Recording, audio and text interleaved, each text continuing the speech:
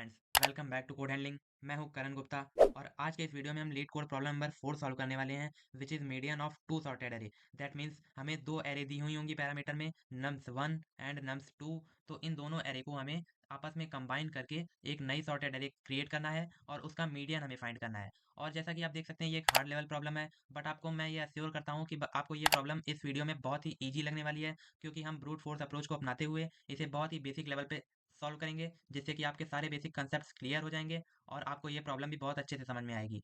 और यह प्रॉब्लम बहुत ही पॉपुलर प्रॉब्लम भी है, क्योंकि ये बड़ी बड़ी कंपनीज जैसे गूगल, माइक्रोसॉफ्ट एंड एप्पल, इन सब कंपनियों में और भी बहुत सी कंपनीज में इंटरव्यू में पूछा गया है। सो चलिए बिना किसी टाइम को वेस्ट किए इस प्रॉब्लम को सॉल्व करना स्टार्ट करते हैं। बट उससे पहले आप मेक श्योर कर लीजिएगा कि आपके यहाँ पर जावा लैंग्वेज ही सेलेक्ट हो, क्योंकि इस प्रॉब्लम को हम जावा लैंग्वेज का यूज़ करते हुए सॉल्व करेंगे।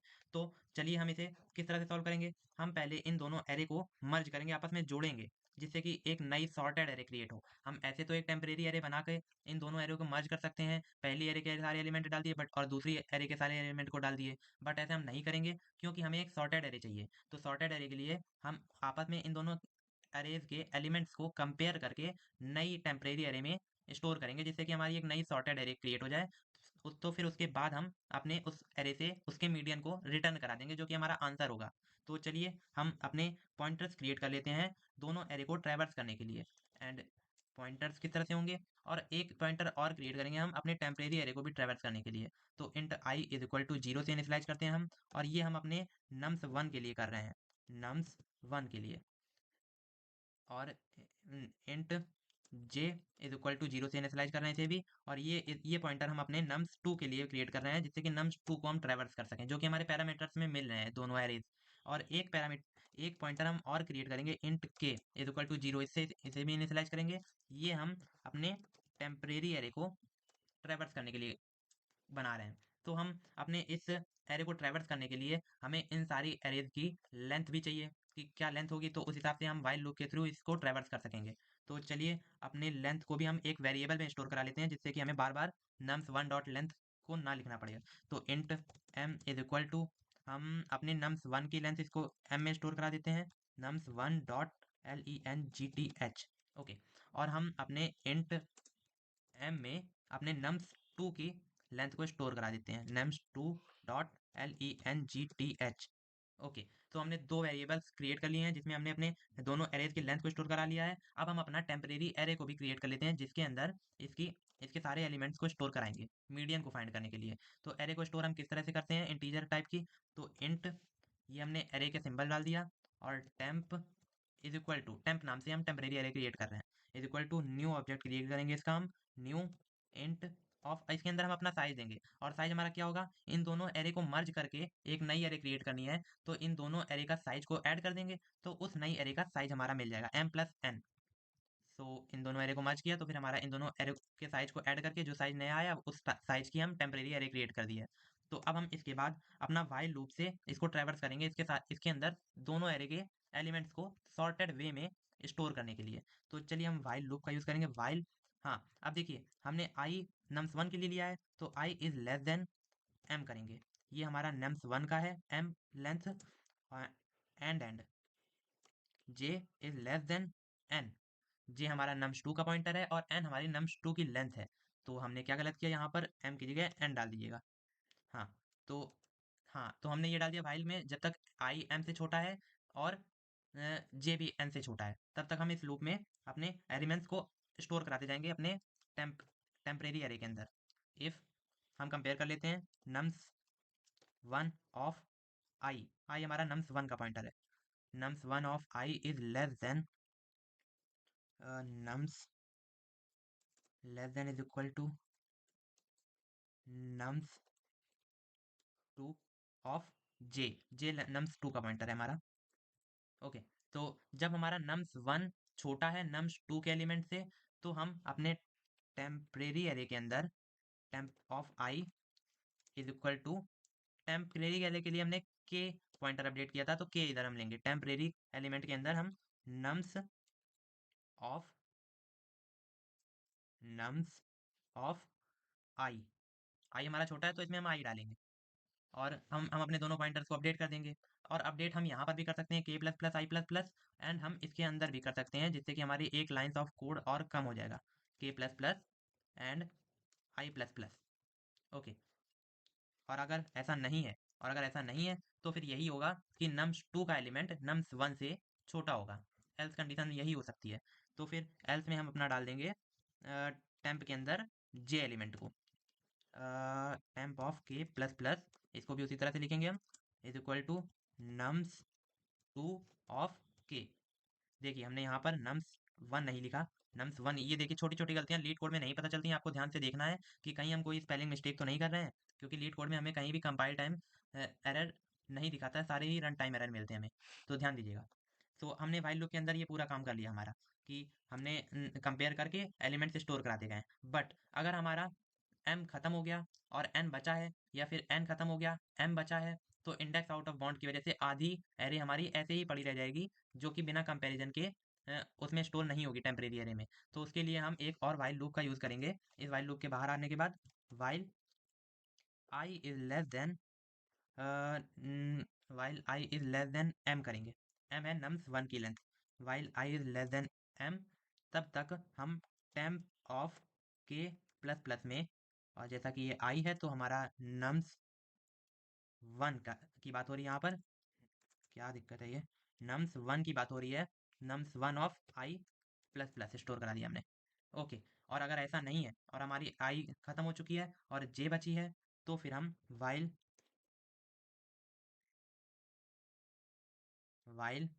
देखिए मैंने यहाँ पर टेम्प में m एक एक्स्ट्रा लगा दिया है।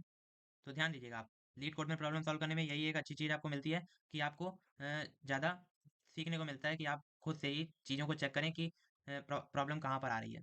While j is less than n, then temp of k plus plus is equal to nums2 की बात हो रही है यहाँ पर, nums2 of j plus plus. Okay. तो हमने अब पूरी तरह से हमारा ये काम हो चुका है, कि हमने पूरे लूप को ट्रेवर्स करके, पूरी लेंथ को ट्रेवर्स करके, आई nums1 के एलिमेंट और nums2 के एलिमेंट्स को हमने अपने एक टेम्परेरी एरे के अंदर सॉर्टेड वे में डाल दिया है। तो अब ये हमने 3 वाइल लूप के थ्रू इस पूरे प्रोग्राम को मैनेज कर दिया है, कि हमारा पूरा काम अच्छे से हो जाए। तो अब हमारा क्या काम बचा है, अब हमारा बस यही काम बचा है कि इसका हम एक मीडियन निकाल के उसको रिटर्न कराएं। तो उसको रिटर्न कराने के लिए हम एक नया साइज भी ले लेते हैं, int size is equal to, int size is equal to m plus n। और यहाँ पर हम टेम्प डॉट लेंथ भी ले सकते हैं, तो जैसा कि m प्लस n भी ले सकते हैं, यहाँ पर हम टेम्प डॉट length, आप कुछ भी ले सकते हैं, आपका सेम काम होगा।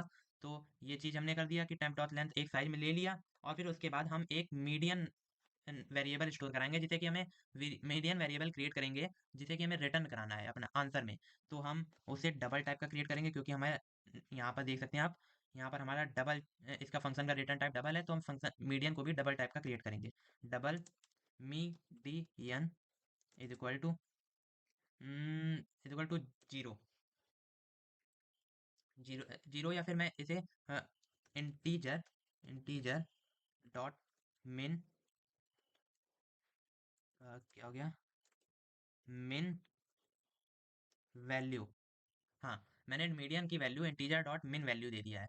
तो अब इससे हमारा एक अनरियलिस्टिक वैल्यू इसमें स्टोर है, और इसमें रियलिस्टिक वैल्यू हम अपने कंडीशन से डालेंगे। तो चलिए हम अपना कंडीशन डाल देते हैं, और ये हमारी डिपेंड करेगी कि एरे का साइज ऑड है या फिर इवन है। जब नई एरे क्रिएट हुई तो उसका साइज अगर ऑड है, तो हमारा, वो भी मैं आपको सिखा देता हूँ कि किस तरह से हम लोग कैलकुलेट करेंगे मीडियन को। अगर सिचुएशन पे, डिफरेंट डिफरेंट सिचुएशन पे अगर हमारी ऑड है तो हमें क्या रिटर्न करना है, और अगर हमारी इवन है तो क्या रिटर्न करना है, एरे का साइज।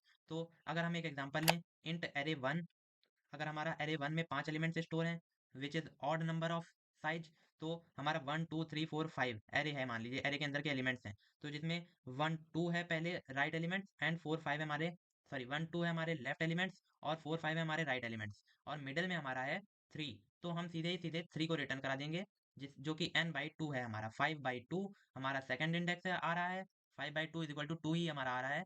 तो हम सेकंड इंडेक्स के एलिमेंट को रिटर्न करा देंगे, विच इज 3 0 1 2। ये हमारा 3 हमारा एलिमेंट है, इसे हम रिटर्न करा देंगे। तो हम हमारा ऑड में तो हमारा इजीली आंसर हमें मिल जाएगा, लेकिन हमारा अगर इवन नंबर ऑफ लेंथ की एरे होगी तो हम क्या करेंगे, हम देखेंगे राइट में भी हमारी मान लीजिए 6 लेंथ का एरे है, जिसमें 1 2 3 4 5 6 ये एलिमेंट्स स्टोर है हमारे। तो हमारे राइट में भी आप देखिए 3 एलिमेंट्स हैं और लेफ्ट में भी हमारे 3 एलिमेंट्स हैं।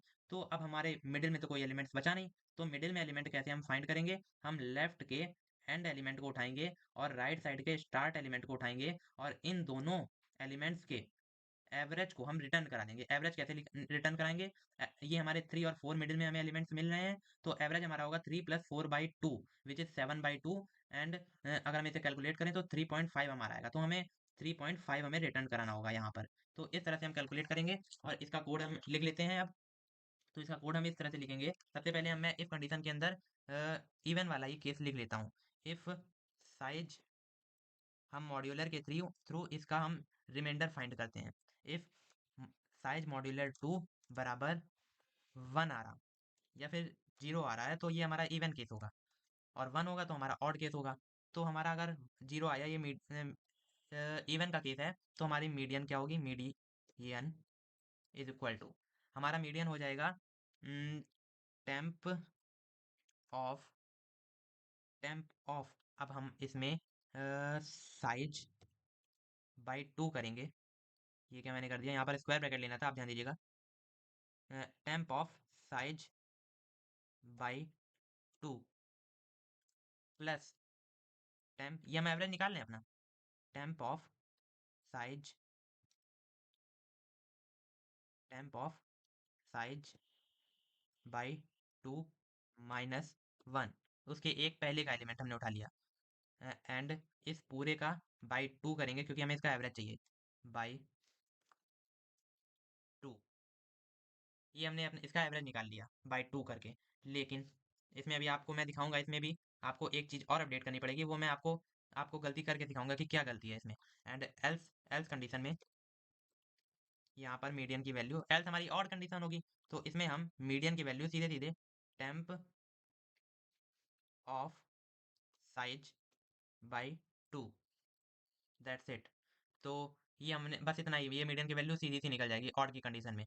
तो हमने अपना ऑड का भी केस लिख लिया है और इवन का भी केस लिख लिया है, तो अब हम इसे आसानी से बस रिटर्न ही कराना है।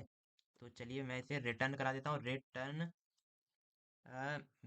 MEDIAN, okay. तो चलिए अब हम देखते हैं कि हमने क्या कुछ गलती करी है या नहीं करी है, पहले खुद से चेक कर लेते हैं, फिर रन करने के बाद चेक करेंगे। M nums one dot length m int temp new int temp plus n while i is less than m, i is less than j is less than n, nums one i nums two j k plus plus nums two of k. ये देखिए यहाँ पर हमने के को plus plus, यहाँ हमने के डाल दिया है गलती से, यहाँ पर हमें नम्स टू के लिए हम जे को यूज कर रहे थे, तो यहाँ जे प्लस प्लस करेंगे हम। ओके, आगे बढ़ते हैं, हमने एक गलती अपनी सुधारी एंड आगे बढ़े हम।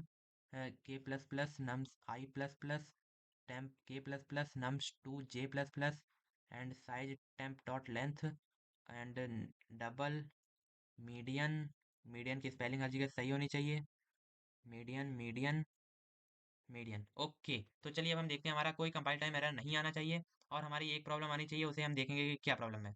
यहाँ पर हमने कहीं पर सेमी कॉलम नहीं दिया है, देखते हैं कहाँ पर हम सेमी कॉलम देना भूल गए हैं। अ, ये देखिए हम यहाँ पर सेमी कॉलम देना भूल गए, चलिए सेमी कॉलम दे दिया। अब रन करता हूँ इसे, अब एक केस तो एटलीस्ट सॉल्व होना ही चाहिए हमारा।